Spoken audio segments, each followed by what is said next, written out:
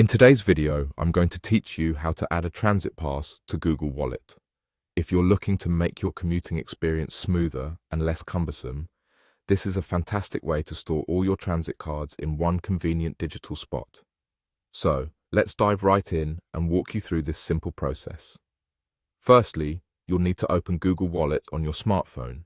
If you don't have it already, it's available for free in your phone's App Store. Once you're inside the app, you'll see an option to Add to Wallet.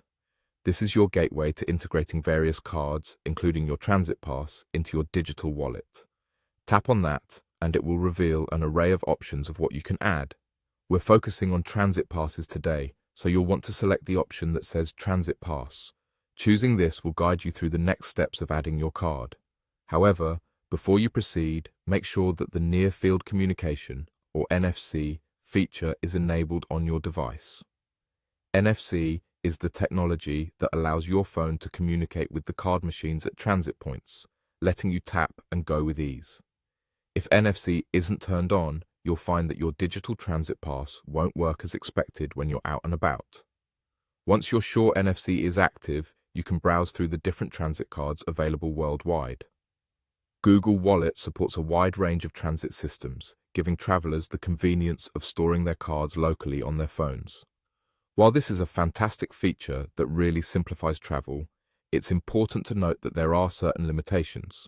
For instance, if you're in London or planning to use an Oyster card, you won't find it available on Google Wallet. As of now, it's impossible to link your Oyster card to any online wallet. While this might be a bummer for some, it's always a good idea to check back periodically for updates, as digital tools evolve rapidly and more options may become available in the future. So, in a nutshell, get into Google Wallet, add a transit pass, ensure NFC is enabled, and take advantage of the various cards that are accessible globally.